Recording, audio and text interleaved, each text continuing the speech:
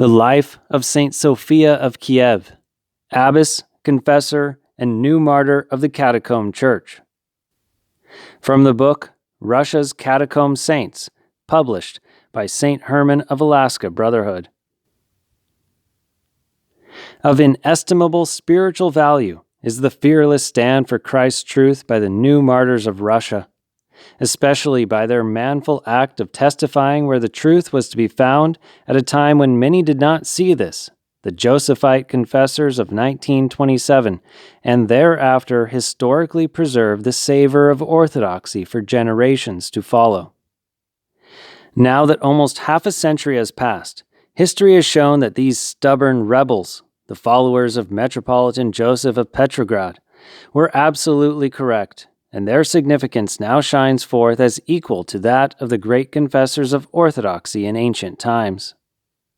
One of such Josephites was Abbess Sophia, whose boldness as a confessor was a direct result of her high spirituality and genuine Orthodox worldview. She reached spiritual maturity at the time of Russia's pinnacle of holiness, when the Russian land was preparing to offer itself as a pure and ripe sacrifice to God at the bloody hands of the God-hating communists. The future abbess, Sophia Grineva, was born in 1873 in a wealthy landowner's family.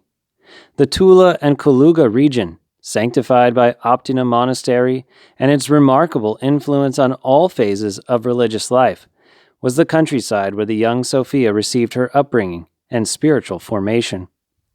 When her father died, the children stayed for a while in the convent of her native town of Belev, which was under the direct spiritual direction of the Optina elders, and whose abbess was their family's former governess. They often visited Optina Monastery, where once Elder Anatoly prophetically called the 12-year-old Sonia an abbess. But it was discovered that she had a very good voice, and so she was sent to the musical conservatory to study for a career in opera. This, however, did not satisfy the heart of God's chosen one, which was striving for higher things, and her soul longed for monastic struggle. Not far from the Gurnev estate lived a wealthy landowner, Znamensky, whose daughter Anna, having just completed her higher education, abandoned all thought of an upper-class career, and out of religious zeal, preferred to become a village schoolteacher. Being aflame with monastic striving, she would give spiritual lectures with the singing of akathas, ending late at night. These were attended by more than 400 people. Anna and Sophia became close friends. Late one winter evening, going through the deserted woods to Anna's lecture, Sophia encountered a wolf, and her death seemed certain, since these beasts, who plagued this territory, were not only cattle killers, but had recently even killed an armed officer. Here she made a vow to become a nun if she remained alive. She made the sign of the cross over the wolf, and at once he ran away into the woods. Soon, Sophia caught a severe cold and lost her voice, thus ending her worldly pursuits. By that time, Anna had asked and received her share of land from her father's inheritance, and together with 10 other young women she settled in a remote and deserted wooded area and began to lead a severe monastic life, with the blessing of several holy men, St. John of Kronstadt, Elder Ambrose of Optina, Elder Barnabas of the Gethsemane Skete, and others. The girls built huts for their dwelling out of branches and boards, slept on the earthen floor with a rock for a pillow, ate dry bread, and only on feast days had some warm, weak barley soup. Soon the news spread of this genuine Skete life, and Sophia joined Anna. Anna, with her spiritual daughters, felled trees, chopped firewood, dug a well, and built a beautiful church, dedicated to the Holy Trinity, where they conducted the whole daily cycle of divine services. Life was hard, but very rewarding. The community flourished, with over 600 sisters, an orphanage, an old age home, a large vegetable garden and orchard, a brick factory, and Matokia in Moscow and Petersburg. But Anna, overwhelmed by her success, suffered a grave spiritual catastrophe. she was lured into Spiritism and left the convent. Dissension struck the convent, and some sisters left. Sophia went to a holy elder, Gerasimus of Kaluga, who had just opened the St. Nicholas convent for his spiritual daughters. Father Gerasimus, himself a spiritual son of Elder Ambrose of Optina, had a spiritual son, Misha, who later received the name of his elder, Gerasimus. He later became as clairvoyant as his elder and founded a St. Sergius Skete, where he gave spiritual healing to many suffering ones. Between him and Sophia there developed a spiritual friendship which lasted for life. Later they would send spiritually crippled people to each other for healing. Following his example, Sophia left the convent with another sister and went to found an independent community. On the bank of the beautiful Oka River, there was an abandoned church of St. John the Almsgiver. There the young sisters settled in order to continue their narrow path of poverty, daily church services, and labor.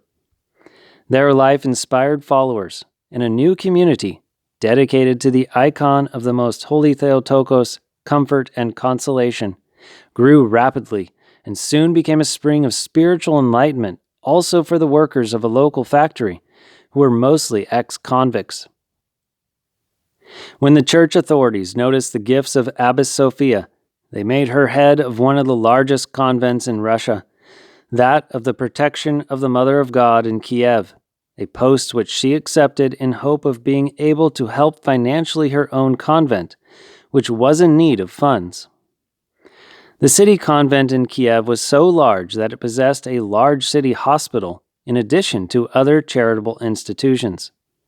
But Mother Sophia was as guileless and simple as before. This was where the revolution found her. Being a true offspring of the Optina elders, with whom she was in constant contact, she soberly discerned the true nature of the Soviet Revolution and knew what to expect from it. Thus, when the assault of the living church struck, her convent was one of the first to give a blowback, although she herself had already been arrested. A new calendarist bishop was forced into the convent by GPU agents to serve liturgy. When the women who attended it came up to kiss the cross at the end, one after another they spit on the bishop's hand that held the cross, and thus an end was put to renovation in the Protection Convent, and the bishop learned his lesson and repented. Hearing about this, Bishop Damascene of Glukov exclaimed with bitterness, "If it were not for women, who else would defend the church? Let them at least defend it, however they can." Abbess Sophia was arrested and released several times in the period before Metropolitan Sergius' declaration of betrayal to the church in 1927. Mother Sophia and her clergy, led by the young Father Dmitry Ivanov, were the first ones in Kiev who openly rejected it. Unfortunately, they were supported by few of the other clergy, while most of the local bishops were silent, in effect accepting the declaration. The convent was confused and divided because of this, and Abbess Sophia thought it wiser to leave the convent with Father Dmitry and 20 sisters of like mind. A wealthy lady, Mrs. Barbenko, offered her summer home in the Kiev suburb of Irpin as a refuge for the confessors. At this time, a miraculous spring had been discovered nearby. Living there, of course, was not easy, since an intensified persecution was being directed against all Josephites. In the house where the nuns lived, there was a hall adorned with paintings. At night, they were taken down and replaced by icons, and all night long fervent prayer was offered in special vigils. In the morning the paintings were replaced, and no outsiders could know that this was a catacomb church, which served as a spiritual center for the true Orthodox Christians of the whole Kiev area. There exists an Anti-Sergianist document from this circle, a letter written from a person close to Abbess Sophia to a friend abroad in 1933. To get around the Soviet censor, the church situation is thinly disguised behind a discussion of doctors. The person who received it immediately understood, of course, that Dr. Sergeyev is Metropolitan Sergius.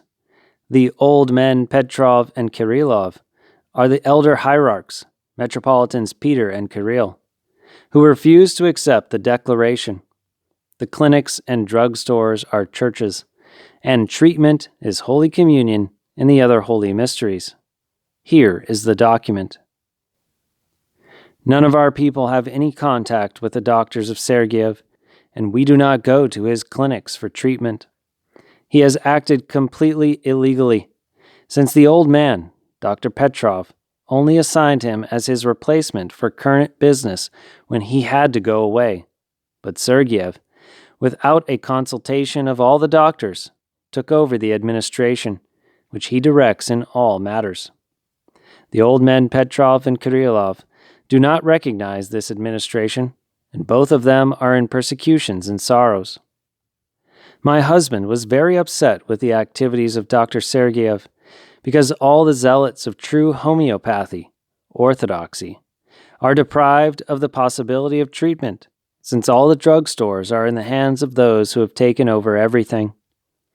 It is difficult to explain to you, but if you know everything, it is unacceptable. I will tell you one thing. I was in Chernigov the whole time without a doctor and traveled to Kiev, to Mother Sophia, when it was necessary, that is, once or twice a year. Here also, the children have not gone for treatment. The leading anti-Sergianist hierarch in the Kiev area was the bright figure of the Bishop Confessor Damascene Cedric, who was spiritually very close to Abbess Sophia. He wrote flaming appeals showing the ruinousness of Metropolitan Sergius policy in every aspect. His stirring appeals were secretly copied and recopied by Orthodox zealots, and some of them reached the free world, where they were distributed and recently printed by his secretary. His deep concern for the future of true, unadulterated orthodoxy in Russia, a concern shared by his friend, Metropolitan Kirill, and of course, by Abbess Sophia. The only answer to the church situation, he thought, was to prepare for the end of the world and cease thinking about a church organization. He was often arrested, released for a short time, and then exiled again and again. On one such visit, when Mother Sophia was also free from prison for a time, he tonsured her in the great schema. There exists a rare photograph of him with Mother Sophia and her flock, taken probably in 1934, between his last two arrests.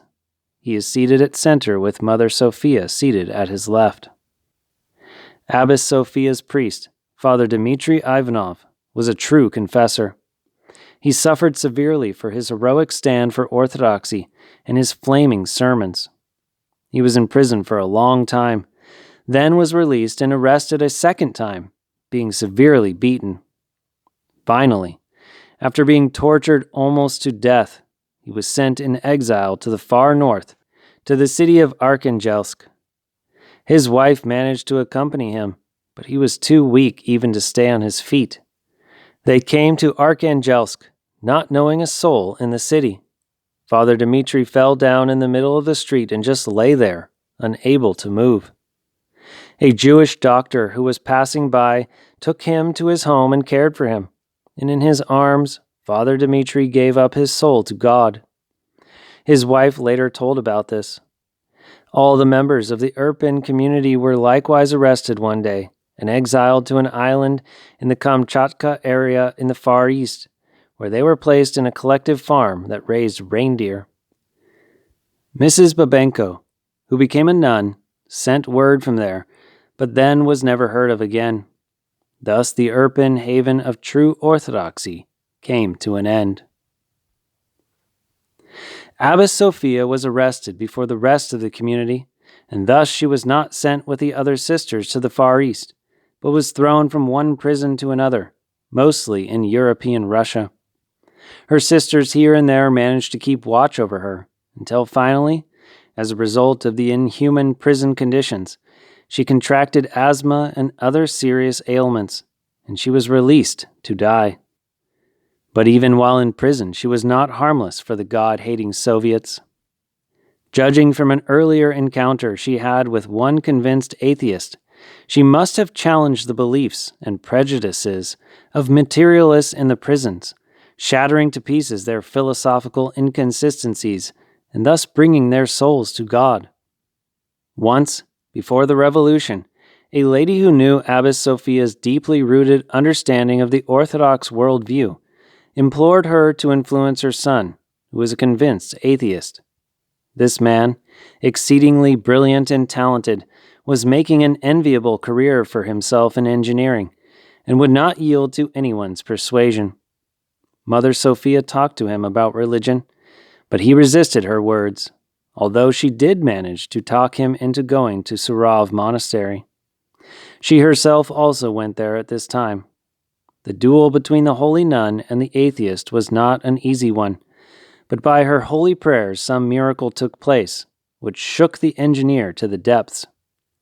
He not only became a believer, but was truly reborn spiritually.